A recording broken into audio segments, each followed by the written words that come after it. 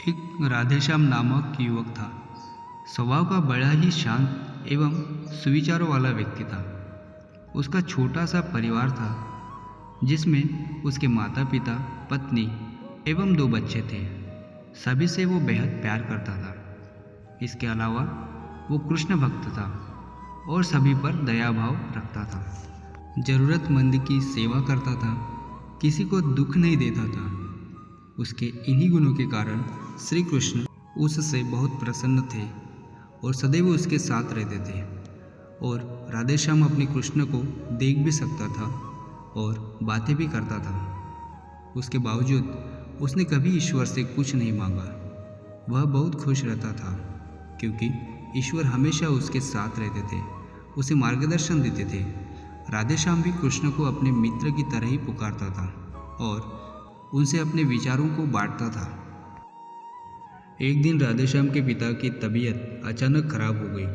उन्हें अस्पताल में भर्ती किया गया। उसने सभी डॉक्टरों के हाथ जोड़े, अपने पिता को बचाने की मिन्नतें की, लेकिन सभी ने उससे कहा कि वो ज़्यादा उम्मीद नहीं दे सकते और सभी ने उसे भगवान पर भरोसा रखने को कहा। तभी राधेश्याम को कृष्ण का ख्याल आया और उसने अपने कृष्ण को पुकारा। कृष्ण दौड़े चले। राधेश्याम ने कहा, मित्र, तुम तो भगवान हो, मेरे पिता को बचा लो। कृष्ण ने कहा, मित्र, ये मेरे हाथों में नहीं है। अगर मृत्यु का समय होगा तो होना तय है। इस पर राधेश्याम नाराज हो गया और कृष्ण से लड़ने लगा। गुस्से में उन्हें कोसने लगा। भगवान ने भी उसे बहुत समझाया पर उसने एक न सुनी। तब भगवान कृष्ण ने उससे कहा, मित्र, मैं तुम्हारी मदद कर सकता हूँ, लेकिन इसके लिए तुम्हें एक कार्य करना होगा। राधेश्याम ने तुरंत पूछा, कैसा कार्य? कृष्ण ने कहा, तुम्हें किसी एक घर से मुट्ठी भर ज्वार लानी होगी और ध्यान रखना होगा कि उस परिवार में कभी किसी की मृत्यु न हुई हो। राधेश्याम झट से हाँ बोलकर तलाश में निकल गया। उसने कई दरवाजे खटखटाए। हर घर में ज्वार तो होती, लेकिन ऐसा कोई नहीं होता जिनके परिवार में किसी की मृत्यु न हुई हो। किसी का पिता, किसी का दादा, किसी का भाई, माँ, काकी या बहन। 2 दिन तक भटकने के बाद भी राधेश्याम को ऐसा एक भी घर नहीं मिला। तब उसे इस बात का एहसास हुआ कि मृत्यु एक अटल सत्य है। इसका सामना सभी को करना होता है, इससे कोई नहीं भाग सकता।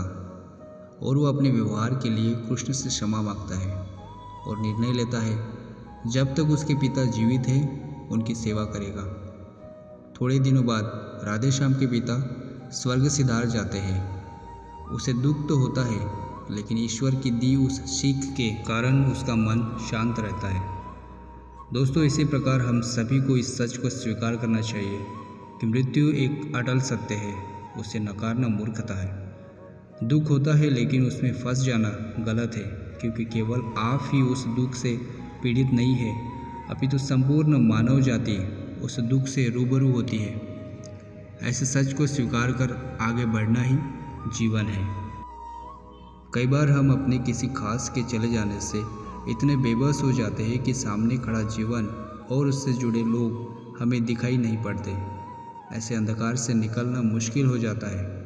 जो मनुष्य मृत्यु के सत्य को स्वीकार कर लेता है, उसका जीवन भारविहीन हो जाता है और उसे कभी कोई कष्ट तोड़ नहीं सकता।